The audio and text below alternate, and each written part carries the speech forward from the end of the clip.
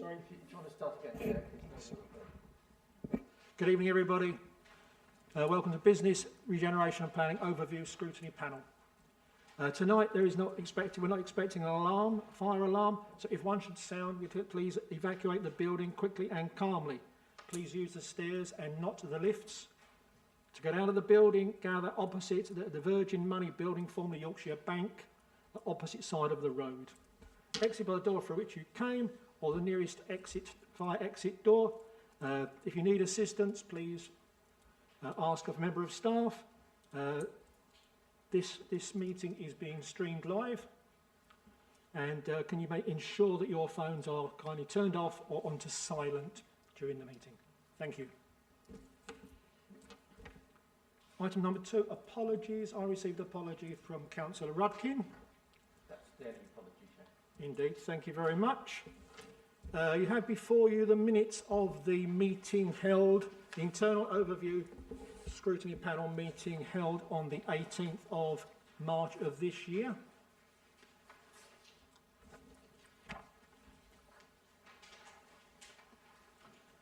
Could we please have a proposal for approval? Yes, and second, either or. Thank you very much indeed, councillors. I shall sign that accordingly.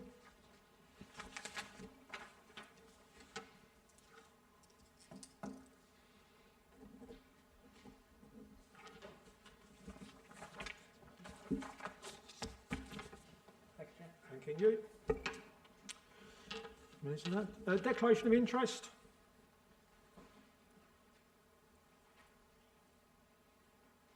Do we just take as read? They are on the schedule, yes. Chair. So we're taken as read. If have any additional interest, so we just declare we will take those as read. Okay, thanking you. Do we have any public consultations? No. Nothing? Okay, thank you.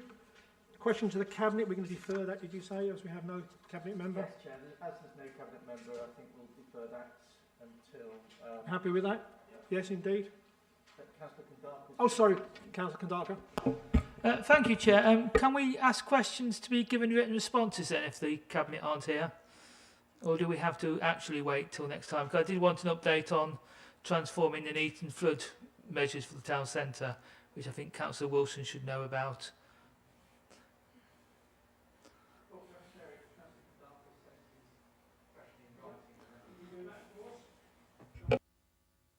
We can address that.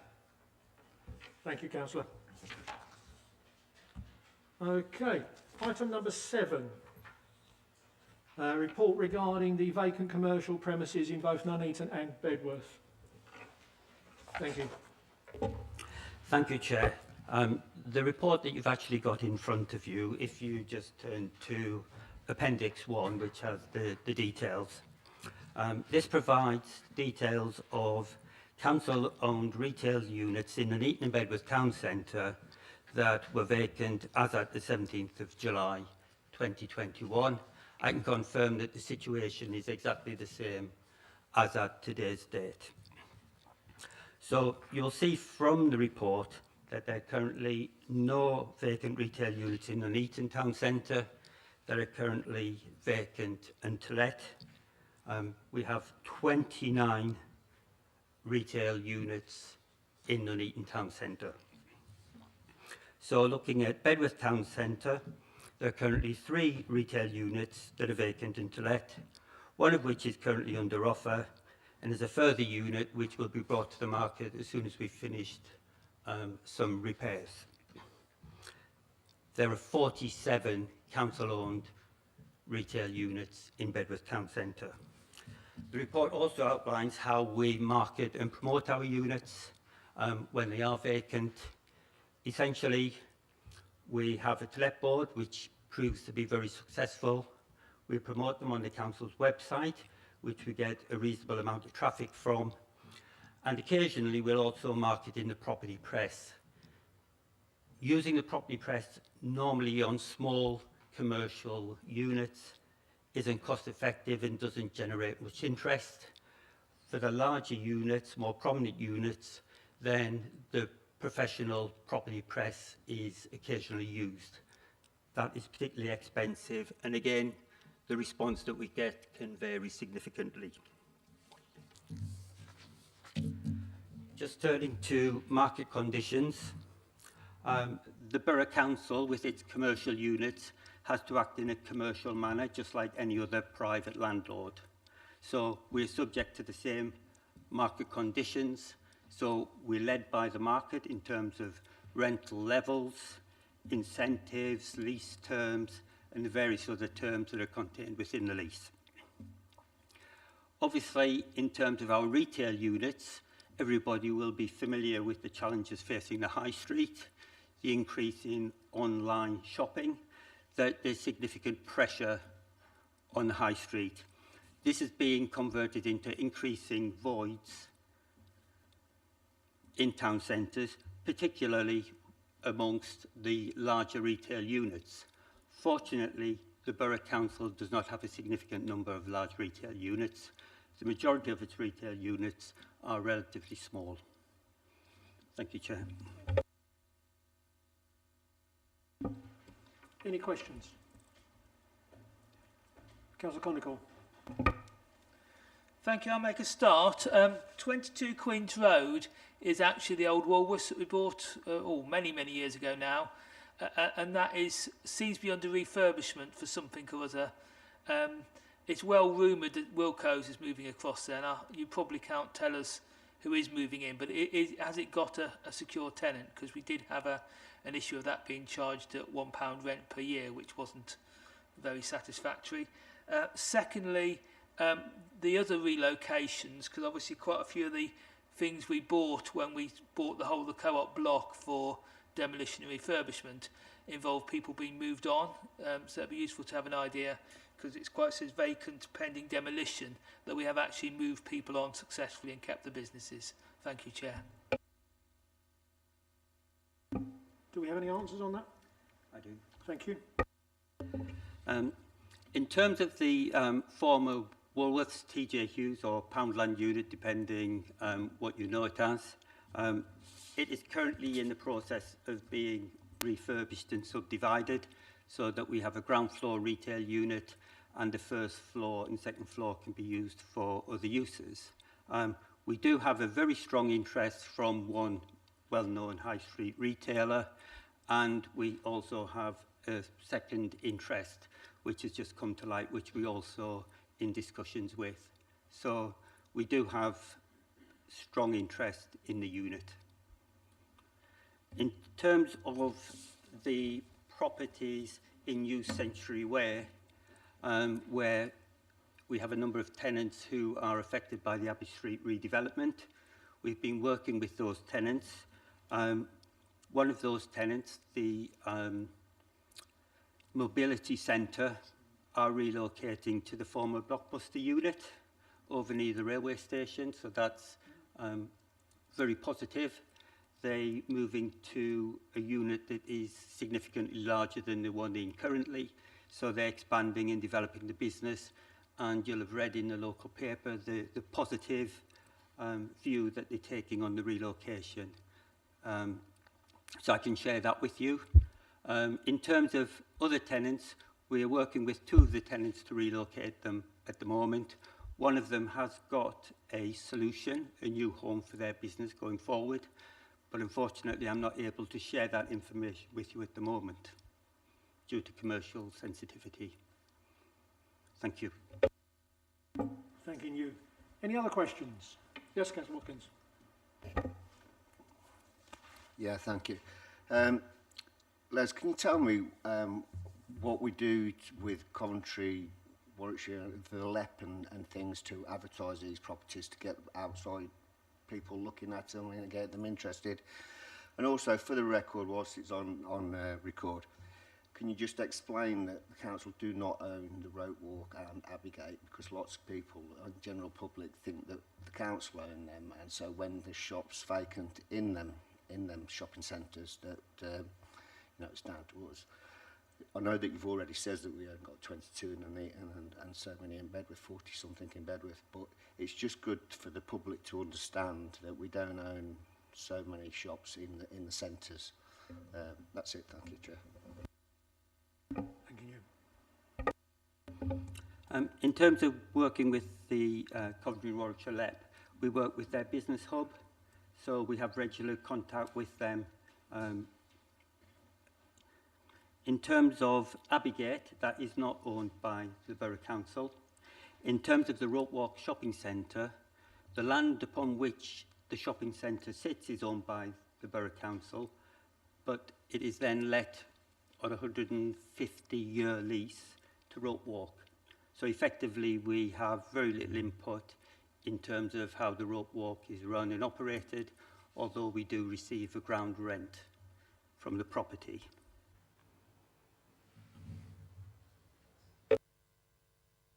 Okay, thank you very much. I have a couple of questions for you, Les. I had a little walk around the town Bedworth today, looking at vacant properties. Where are we? Yes, Congreve Walk. According to the signage, well, there's 2 properties down Congreve Walk and not 1. I may be wrong. There's 2 signboards.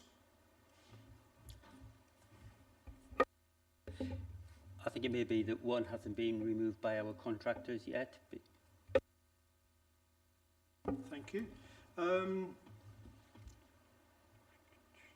Kingsway House, King Street, the former estate agent's property, number 5, I believe.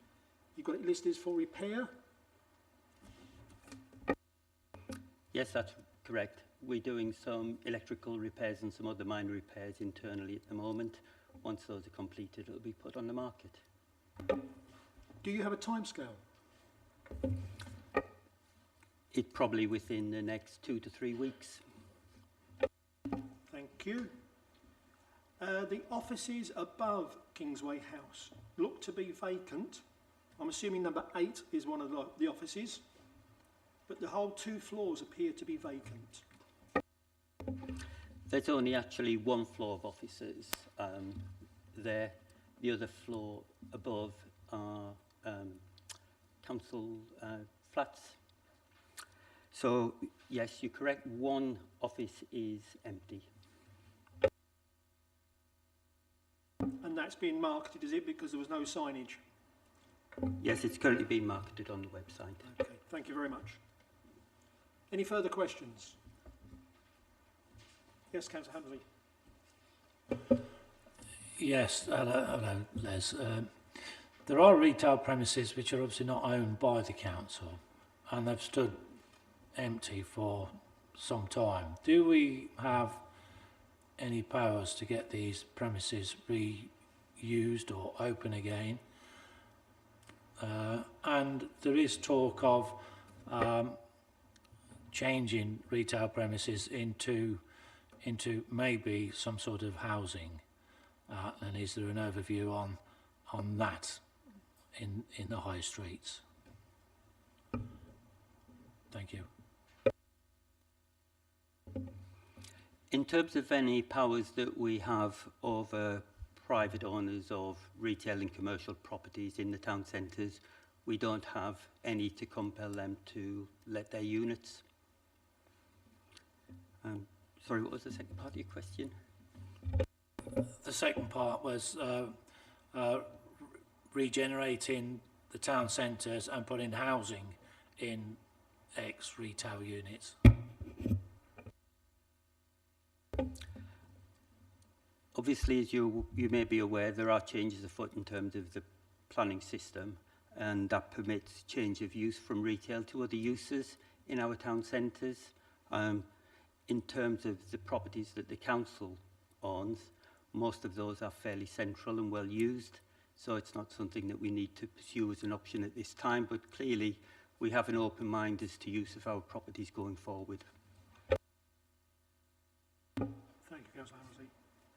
Yes, indeed. Councillor Condicott. While we talk about LEPs and transforming Nuneaton, we have a bridge to living project which involves the empty shops just at the back there. Are they not owned by the council at the moment? Then are we buying them to then run that project, or is it a private project? The council doesn't currently own any of those buildings, and in terms of bringing the Bridge to Living project forward, that's something that we have funding for and will be doing so going forward.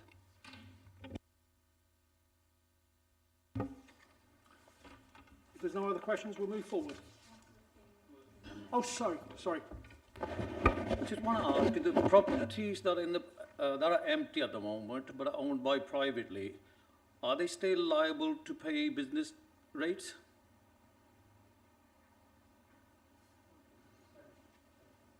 Sorry. Is it? Oh, okay.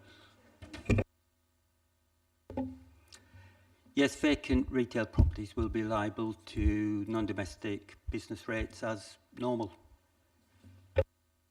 They pay just normal business tax, not at a rebate or anything like that. No.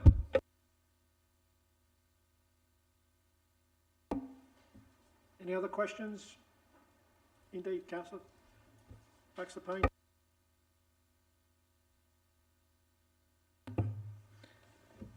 At what particular point do the units that are up for refurbishment, or the ones that are saying activity NA at the moment, particularly 22 Queen's Road 23B, at what particular point would those properties be marketed to any potential business who were looking? I know they're not ready to move into now, but do we ever go out and pre-market them to say we have these properties available? Yes, that's part of our marketing strategy, is that once we have a clear date for when the works will be completed, we work backwards from that date and actually start our early promotion. So it's a bit like warming people up to the fact that they're coming, and then we start to promote more and more as we get closer to the date. As I've said, in terms of the ground floor of 22, we've got 2 interests already, one of which hopefully will convert to a letting. And in terms of the first floor, that's something where we'll be starting to promote fairly soon because it's further ahead in terms of its completion. Just one more question as well. With the private landlords in the town, do we as a council engage with them, and do we put out there that on our website that these properties are available, although they're not owned by the council, they're not let by the council, we also have these properties available in our town centres? Whilst that's not within my remit or my team's remit, that's something that we have done previously through our economic development function. So it is something that the council does actively get involved in.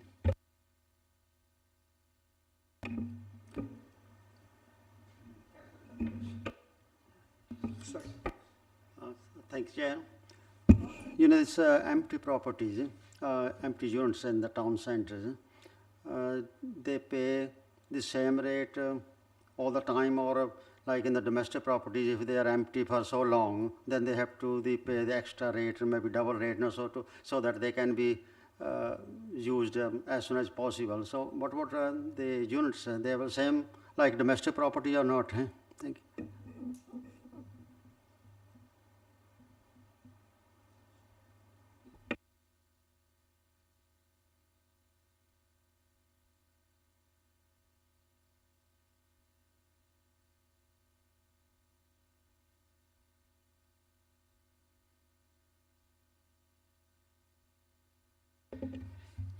In terms of some commercial properties, you do actually get a small period where you won't pay national and non-domestic rates or business rates. In terms of retail units, that period is, they don't have that period any longer, I believe. I think that's the case. So they'll be paying full business rates for that entire period of time, whether the building is occupied or not, which is why with some retail units, you see boxes being moved in and out, or furniture being moved in and out to try and help. Sorry, you know, like domestic properties, if they are left 1 year with empty, then they have nearly rate is double or maybe extra. But not in the units. You're not going to put extra after so long if they're empty, so that encourage to be used because if they have to pay extra rates. Thank you. No, there's no additional penalty in terms of them being held empty for a long period of time.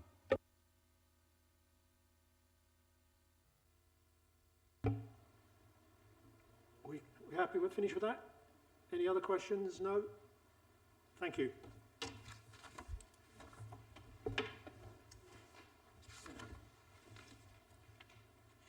Okay. Item 8. Yes, item 8. Public Space Protection Order Working Group. Again, I believe this was something that was carried forward. Yes, Chair. This is some unfinished business from last municipal year. We did have a working group set up to look at public space protection orders. Councillor Sargent, Andy Sargent, was the chair of it on that occasion. It was done under the auspices of the internal overview and scrutiny panel, but of course it now falls into this panel's remit.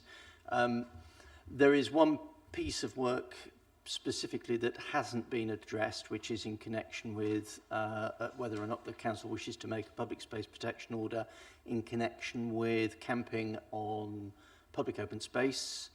That's a piece of work that needs to be completed. And in addition, Chair, there is then the subsidiary question, which is, are there any other issues that the panel thinks may be worthy of investigation for a public space protection order? Just so that the panel is aware, we are currently out to consultation on 2 public space protection orders specifically. One is in connection with begging, one is in connection with the sale of vehicles on road margins, which are out of consultation. I believe there is another one in connection with psychoactive substances, which I think will be being made shortly. And the first one that was considered by the Working Party is now in force, which was a rollover of the dogs, the control of dogs PSPOs, which expired in July 2019, I think it was. 2020, sorry. So what we're asking for, Chair, is whether the panel wants to complete the work of the Working Party, in which case you'll need to reconvene it, and then we'll need to ask for members who wish to sit on that Working Party. And in addition, then, if we don't get it, normally it's a Working Party of 8 or up to 8. If we can't get enough members from the panel, we can go to other members on the other panels as well. So it's one really for you as a panel to decide, do you want to complete this work? And if you do, then obviously we'll need you to convene the panel and then we can agree membership. Do we have any legal requirements to complete? No, there's no specific requirement legally to complete, but it was a piece of work that had been previously requested by some members, and particularly I do know that the deputy leader was very keen that we completed the work on the camping on public open space. Any big issues? Any questions to raise? Councillor Conical. I sat on these working parties when we went through them, and we must thank Andrew Sargent for leading on that work. A couple of things came out. One is signage, particularly on the dog control one. We obviously passed it, and the signage was from when the previous dog control order was installed, and we really need to go and have some new signage campaigns. Yeah, I don't think we've finished something until it's actually enforceable with signage. Otherwise, residents contact councillors saying, why have I been prosecuted for dogs off leads? When all the signage was out of date, faded, and a lot of it's no longer visible. So I think we do need to just check that. On the thing that Mr Richardson calls camping, I assume he's actually referring to travelling it's not actually people going with their little tent and their picnic tables and things.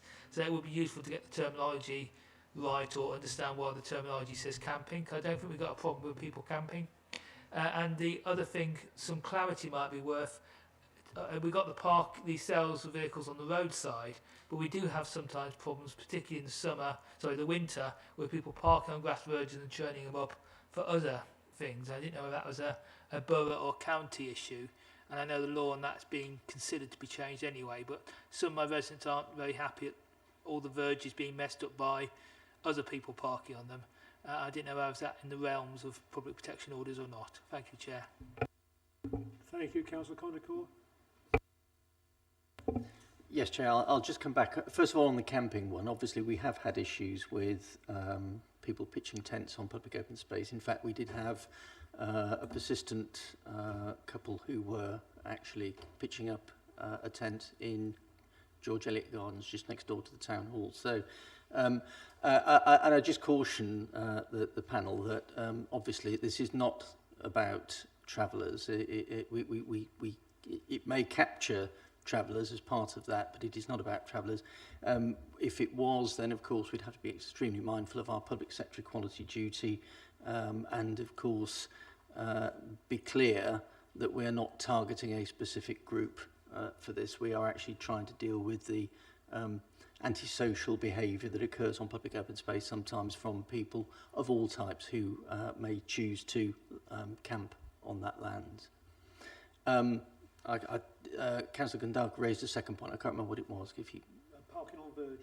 Yes, I think that probably is a county matter in terms of.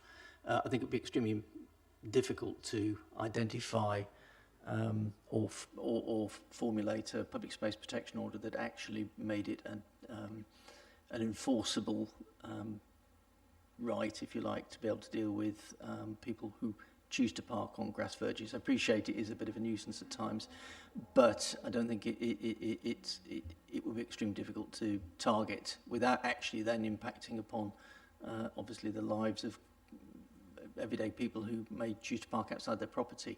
But it is something that the police can get involved with if it causes an obstruction, if it's a danger to highway users. Alternatively, the County Council can deal with it if it considers it to be an obstruction. Yes, Councillor Condicore. Can you just come back on the first order, the dog control orders, if we've got a budget and we're going to sign or put press releases out so people know? Because I say people do complain to councillors when they get caught by these orders and say, I didn't know they've been done.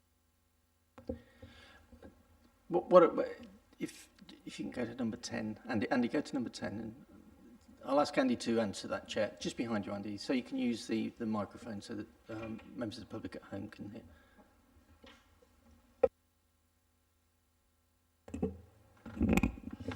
I can advise we haven't had an animal warden since last August, but we've now recruited one, and she started, Louisa Cullen. You'll undoubtedly come across her now. She started a couple of weeks ago, so obviously there's been an initial period of training and getting to grips with all our processes and things, but she's going to be actively out there now. A much more visible presence as an animal warden, and as part of that, she's already now updating signage and replacing signage, and we do have a budget for signage, and she'll be using it.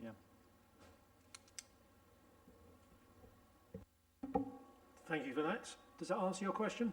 Thanking you. So the questioning point: do we want to reform the working group? And in addition to that, consider the details of the camping on open public spaces.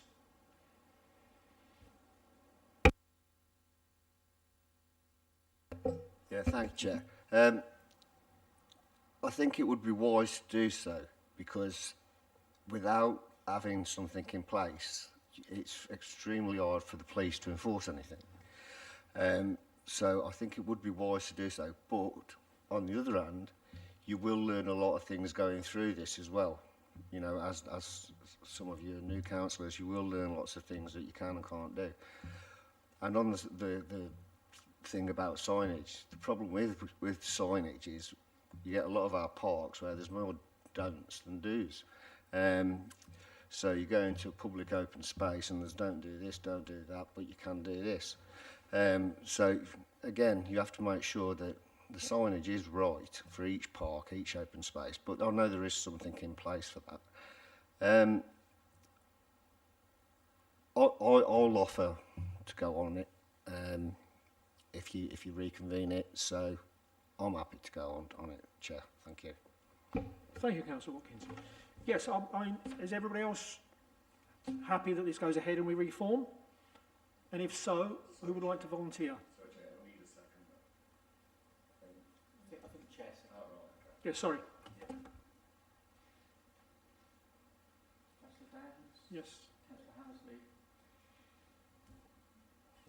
Baxter Payne.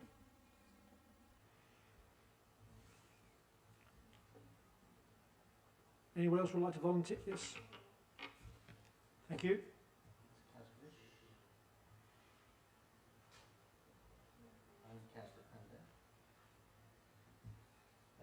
Yes, indeed.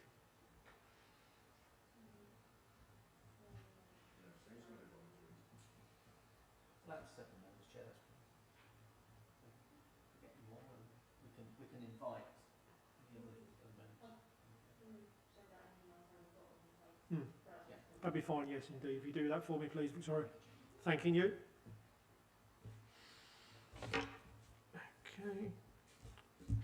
Item 9, basically the forward plan, which you've all had view of.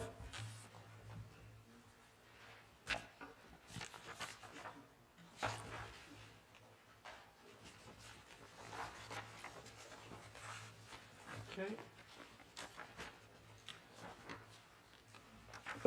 Just a noting. Well, yes, Chair.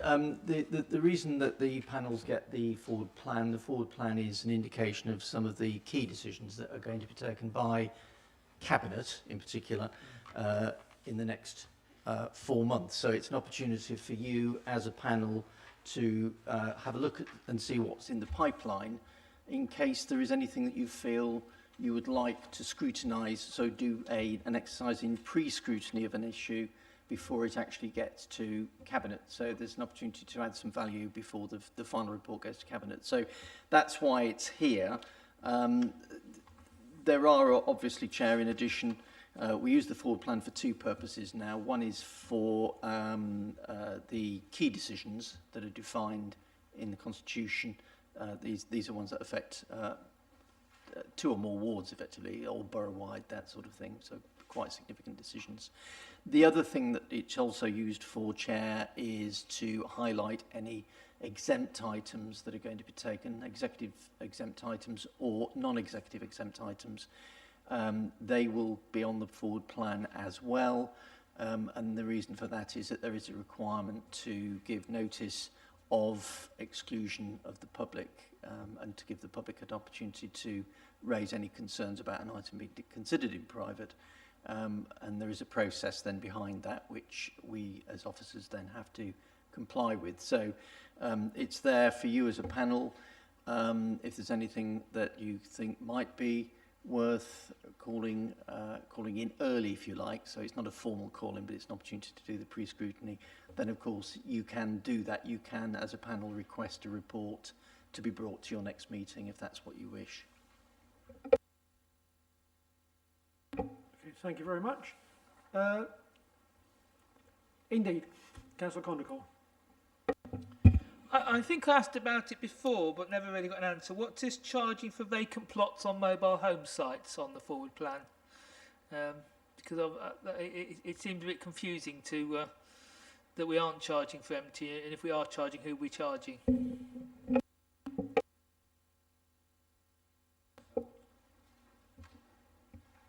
Chair, I have absolutely no idea, is the simple answer.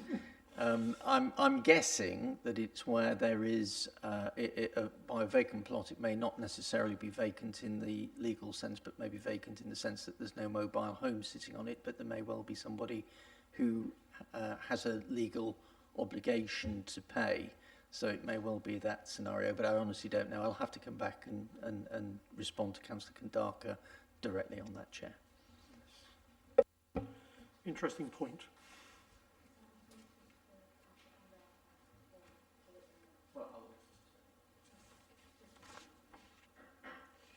So is there any other business that this panel would like to be brought forward prior to a Cabinet meeting? Indeed. Councillor Downs. Thank you, Chair. Quick one for you. On the car sales on highways public space protection order, I've got acquaintances that actually live on a main road and they, when they're finished with the vehicle, they sell it on their driveway. Does that cover these guys? Or is it just like, as we've seen down by the Creme, where people literally dump a car in a farmer's driveway, put a for sale sign on it, and leave it there for 3 weeks rotting? That's a couple of questions that I have personally been asked myself by different residents. I just want clarification on this. Thank you. As currently worded, Chair, it would actually impact on those residents. However, we are out to consultation at the moment, and we have had consultation responses seeking clarification of that particular point and requesting that the that the order be worded in such a way that it doesn't cover domestic private sales, but it's focused primarily on the commercial activities that are ongoing. So we would anticipate that the recommendations coming through to Cabinet will actually be to amend the order to reflect that, because it obviously, you say, we wouldn't want to impinge upon somebody's Article 8 rights in terms of what they can do with their property and what, etc. Just a point regarding that, and Councillor Downs, there are a number of, maybe only a handful of traders who sell off of their own drive, as you say quite rightly, who do not impinge on the roadway and maintain their vehicles for sale on their own properties. So that would be considered to be made sure that within the scope, the consultation, that is taken into account. Private land, indeed. Obviously, I think the clue's in the title, Chair, that it's a public spaces protection order, yes. So it can't impinge upon what happens on private land. Clearly, if there was a significant commercial activity taking place on domestic premises, then that might well be a planning matter, and it could very well lead to a change of use of the land from residential to a mixed use as commercial and residential, which may well result in enforcement action if it's to such an extent that it is actually impacting on the amenity or quality of life of local residents. Was there anything? Councillor Singh. This, Chair, this is concerning the land in Hospital Lane, which is being marketed by the Nicholas Chamberlain Trust for sale for housing. I was wondering, our resident has asked a question, whether what's the legality, because it was left as a donation for the Bedworth people. Have they within their rights to market that as a housing development? Okay, I'm not quite sure whether this is the right forum for that question. But no, I appreciate the question.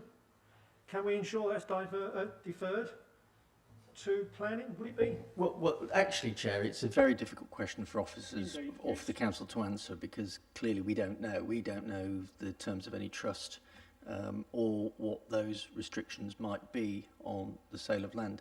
What I would say, though, Chair, is that the Charity Commissioner takes a very broad view of a trust's duties, and if it was considered that it was in the trust's best interests to market and sell the land in order to generate additional capital to fulfil the trust's purposes, then they wouldn't object to that. They would consider that to be consistent with the objectives of the trust.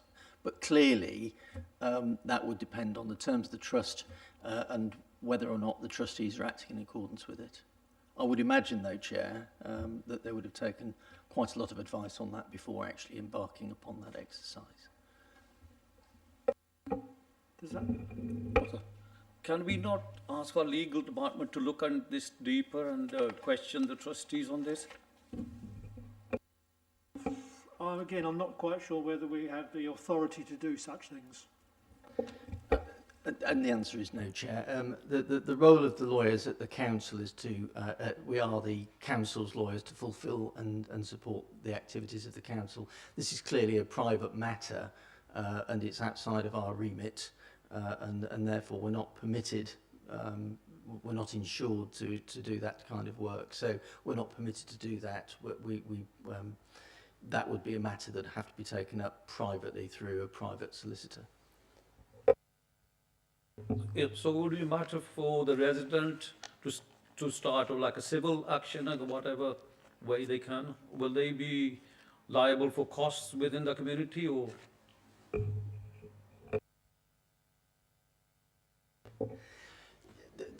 As with any case, Chair, if residents, a residents' action group wish to challenge a decision, they're entitled to do so. If they do, then they are, of course, at risk of costs. The standard understanding of the cost regime is that costs follow the event. So if they seek to challenge and they fail, then, of course, the defendant is entitled to their costs. So they would be at risk, yes. Thank you. Okay, if we move on from that, we have a forward plan, item 10, our work programme, our draft work programme for the future. Do you want me to introduce this? Oh, do you want that now? After? Yes? Yes. If you want to do it, yes, by all means. Yes, Chair. You do have a draft programme. This is effectively drawn from last year's programme. We have been through last year's outstanding actions and brought those forward into this programme. There is an addition, Chair, for those members who were members before the election in May.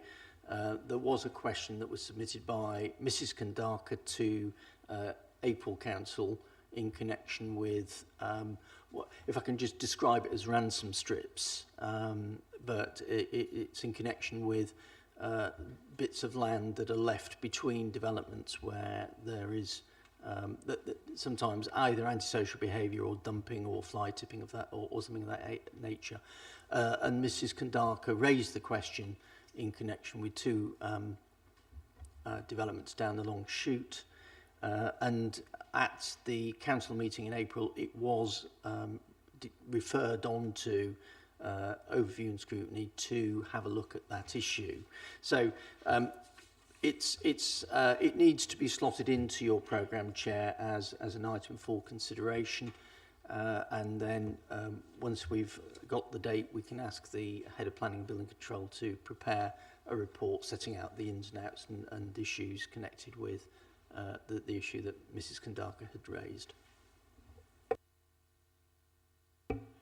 Okay, given it's fairly overdue, as in the question was raised back in April, I think if we can introduce it into the plan as early as possible, I think that would be appreciated. Looking at the plan currently for our next meeting, which is scheduled for October, we have, again, that's Ashley Baldwin. So again, this comes under his own brief. It does, yes. So may I suggest that we slot it into the October meeting, given that the officer will be present anyway, if that makes sense? Are we happy with that? Indeed. Okay, thank you very much. Are there anybody got any other suggestions or modifications to the current plan?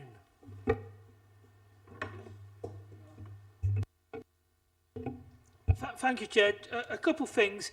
This scrutiny committee doesn't seem to get the quarterly benchmarking reports, because quite often in the other committees we used to have the quarterly report of performance data, etc., and risk registers and things. So I don't know if we're getting those to this committee or if we're going to be unique in not seeing, because some of those performance indicators are actually things like planning, etc., empty shops, which are in the pertinence of this committee. So I think we should get the, albeit maybe a cut down version of the performance report, so we can see what the performance of the council in the matters this council has. Secondly, we've had a lot of discussion about housing targets and the memorandum of understanding with Coventry, and it would be useful to know if the committee could put that on the agenda so we can have an update from Ash. I think it would be, again, on what we're doing with Coventry and the housing targets. Thank you, Chair. Thank you, Councillor. Can we incorporate that? Yeah, yes, Chair. In terms of the quarterly performance report, I'll take that away and ask the performance officer to look at what we can do to condense down so that we're dealing with those issues that affect this particular panel. And yes, I'm pretty certain, Chair, that we will be able to give you a report on where we are in terms of housing target in Coventry. And Chair, if Ash is coming in October, it might be that we will be doing our, if we haven't done it by then, we will be very close to submitting the annual monitoring report. So we might have the data to be able to sort of feed more information into the panel at that stage as well. Does that satisfy you? Thank you indeed. No problem. Any other suggestions or recommendations? Yes, Councillor Panhard. Thank you, Chair. In the work program 21-22, can we add any other item in this program? Yes, that's the whole idea. If you have any other suggestions, we're looking to incorporate it into the programme. Yeah, because although in the last time town centre developmental project update, there's one item, but can we add a Bedworth regeneration work program in the just separate, so that we can work out what is going to be done in the Bedworth town centre. Yeah, thank you.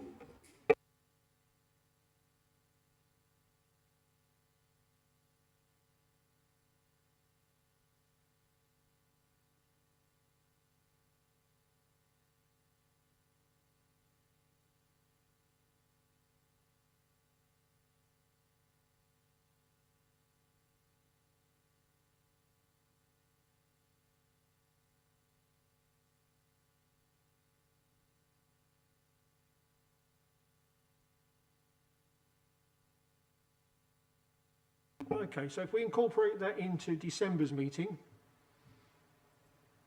yeah, December? Yes, we'll incorporate it into December. Any other points?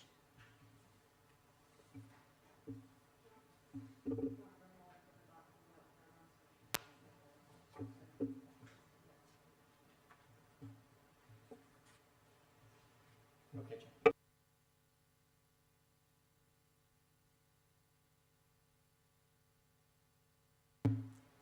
Item 11.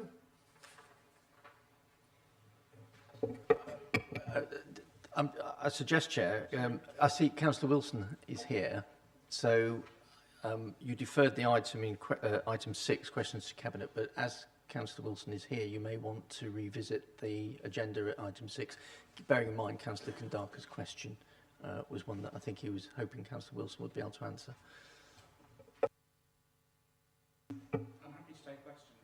Okay, thank you. Councillor Kandaka, would you like to raise that question again?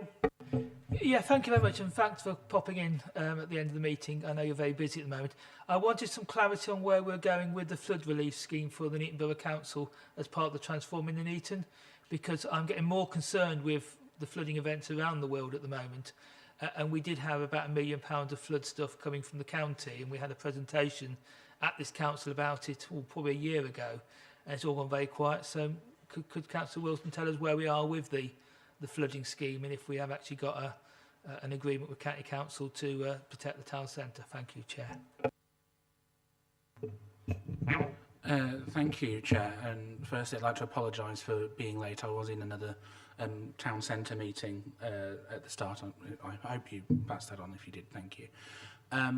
The update is that we are currently working on the part of the works that we've had from the town's investment fund, which would deal with areas around the Bar Poolbrook, which are the top end on Queen's Road, and that is factored in, and there are some strict timescales that we need to meet as part of the government funding for that. There is a separate issue about the River Anchor itself, and one of the actions which I pushed forward at the most recent Transforming Nuneaton members panel is that there seems to be an issue with the Environment Agency, and how far we may or may not have to build up any potential new builds from the surface level to try and avoid any flood waters. What I have asked as a joint project between the borough, the county, and if he is willing to do so, Marcus Jones's office, and he has indicated he's willing to do so, is to try and arrange a meeting with the political leaders, with the Environment Agency, to try and push this forward, because I think this is now out of the hands of officers and needs to try and be pushed forward at a more political leadership level. So we are currently trying to arrange that meeting. That's been taken forward as an action point, and I would be willing to, of course, update Overview and Scrutiny Panel and Council with the results of that, subject to there being no commercial sensitivities, obviously, with whatever that may be. I don't know if there are or not, but I just have to put that caveat there. So it is something I am aware of, because without addressing some of the flooding issues within the town centre, a lot of the other things that we want to do within Nuneaton would struggle, and insurance premiums, for example, would be a key issue for a lot of the new potential traders or other potentially residential uses, for example, that might be impacted. Thank you for that, Councillor Wilson. Thank you very much for that answer. I'm really keen to be involved in following this up, because I say it's something we really need to do something about the town centre. And one of the things in the old report was actually lowering the weirs to actually give more space. So I do hope we get a solution, and if you could bring it back to this committee, that would be great. I don't know if we want to put it on the agenda or something to we have a briefing note just when it happens. Thank you, Chair. Do you want me to? Yes, if you will. I have had a discussion with officers about the weirs in particular, as it happens, mainly in relation to Riversley Park and trying to refurbish that as we move forward. But as I understand it, there was a proposal about 10 years ago from the Environment Agency to do some work on the weirs, to remove them, in fact. But there was an issue of cost, where they were expecting the council to bear the costs. But also there is a secondary issue about, if you remove the weirs, you lower the water table, but it would also potentially, in the summer months, lead to the River Anchor becoming a stream and not actually being as much of an amenity value to the residents within Riversley Park. And that is in large part due to the success of the flood relief, alleviation scheme, that because we have diverted some of the waters away during the summer months in particular, it would see a significant reduction in the actual water levels itself. So that is a difficult balancing act that we would have to maintain. Now, at the moment, given the strict financial pressures the council is on, I'm not inclined to bear the costs of that. And also, I believe residents would like to see the river maintained to whilst they don't want, obviously, biblical flood levels, they would like to see a river which has an amenity value in the premium park in Nuneaton. So at the moment, the weir issue is not particularly on our radar. We have some rather bigger issues to try and tackle at the moment. Thank you, Councillor Wilson. Any other questions?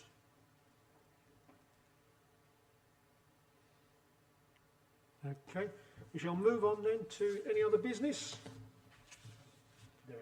Is none other business indeed?